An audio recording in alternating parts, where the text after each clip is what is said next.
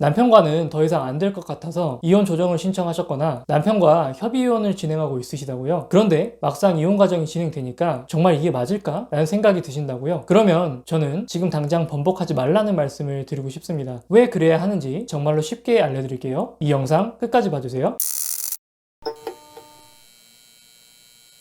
저는 아내분들이 남편과의 관계에서 끌려다니지 않고 관계를 잘 이끌어갈 수 있도록 도와드리는 일을 하고 있습니다. 그래서 대부분은 이혼을 선택하기 직전에 찾아오시는 분들이 정말 많죠. 그런데 어떤 분들은 이혼이 이미 진행된 상황에서 저희를 찾아오시는 분들이 계십니다. 이미 남편과 이혼하기로 협의를 하고 법원에 서류까지 제출을 해서 현재는 숙려기간이거나 남편이 이혼에 대해서 협조해주지 않아서 변호사를 통해서 이혼 소송이나 조정을 신청하신 분들인 거죠. 일반적으로만 보면 조금은 이상해 보일 수 있습니다. 이미 남편과는 끝내기로 마음을 먹고 이미 이혼이 진행되고 있는데 저에게 상담 신청을 한다는 것이 말이죠. 저는 이분들의 마음을 어느 정도는 알고 있다고 생각합니다. 이분들은 저에게 이런 이야기를 듣고 싶은 걸지도 몰라요. 제가 봐도 남편분은 좀 가망이 없는 것 같네요. 이혼하시는 게 맞는 것 같아요. 아니면 그 반대로 제가 보기에는 지금 이혼을 하시면 이혼을 후회하실 것 같아요. 남편에게 얼른 미안하다고 하시고 다시 잘해보자고 이야기하시는 게 좋을 것 같아요. 이 둘 중에 하나의 이야기를 듣고 싶어 하실 겁니다. 저희가 수많은 여러 가지 케이스들을 봐왔으니 현재 자신의 상황 정도라면 이혼을 하는 게 맞는지 아닌지를 딱 우리가 결정해 주기를 바라시는 거죠. 그리고 그게 결정되면 지금 현재 불안한 마음이 마냥 편해질 것 같은 그런 무의식적인 기대도 하고 계실 거고요. 마치 이런 상황과 비슷한 거죠. 우리가 직장 생활을 하고 있는데 내 능력에서는 뭔가 해결하기가 매우 어려운 문제가 있는 거예요. 그래서 우리는 직장 상사에게 어떻게 해야 될지 물어봅니다. 그리고 상사는 고심 끝에 어떻게 하라고 결정을 해주죠. 이렇게 되면 우리는 직장 상사가 시키는 대로 했기 때문에 혹여나 안 좋은 결과가 있더라도 우리의 책임을 회피할 수 있습니다. 결정권자는 직장 상사였기 때문에 윗선에서 책임을 져야 하는 부분이 많이 있겠죠. 하지만 결혼 생활에 대한 결정은 완전히 다른 문제입니다. 왜냐하면 앞으로 아내분에게 펼쳐질 미래는 그 어느 누구도 장담할 수 없고 이혼이든 관계 회복이든 그 선택에 대한 책임은 결국 오로지 자기 자신에게 있기 때문입니다. 저희가 여러 케이스에서 쌓인 데이터를 통해서 현재 남편이 얼마나 나쁜 사람이고 부부관계에 얼마나 심각한 상황인지 얼마나 억울한 일을 당하고 있는지를 알려드린다고 해서 아내분에게 도움을 드릴 수 있는 게 아니라는 거죠. 아내분이 이혼을 선택하신 뒤에 너무나도 고통스럽다면 안타깝지만 대신 아파드릴 수 있다면 너무 좋겠지만 그럴 수가 없다는 것이죠. 또 남편과 잘 지내보기로 했는데 남편이 이전과 똑같이 아내분을 괴롭힌다면 저희가 경찰처럼 이렇게 나서서 책임지고 남편을 말려드릴 수가 없다라는 겁니다. 내가 나의 결혼 생활을 끝내는 것마저도 누군가에게 결정을 맡기고 싶은 이런 상황이라면 우리는 정말로 높은 확률로 결혼 생활에서 거의 대부분을 남편에게 정서적이든 경제적이든 의존을 하고 있었을 겁니다. 그리고 결혼 생활 내내 남편의 눈치, 자녀의 눈치, 남들의 눈치를 살피면서 끌려다니고 있었을 거예요. 그렇기 때문에 저는 이미 이혼이 진행되고 있는 상황이라고 한다면 이혼이 진행되는 것을 번복하는 건 정말로 신중하셔야 된다고 생각합니다. 남편이 얼마나 나쁘고 안 좋은 사람인지 상황이 얼마나 안 좋은지를 판단하는 것은 지금 내려놓고 말이죠. 그 판단은 사실 나중에 하셔도 늦지 않습니다. 왜냐하면 이번에는 남편을 설득해서 어찌저찌 이혼하지 않았다고 해도 시간이 조금만 지나면 남편에게 끌려다니게 될 거고 다시 갈등이 생기고 또 반복되다 보면 결국 이혼을 또다시 결정해야 하는 상황이 올 것이기 때문입니다. 지금 이렇게 말씀드리면 이렇게 생각하시는 분도 계실 거예요.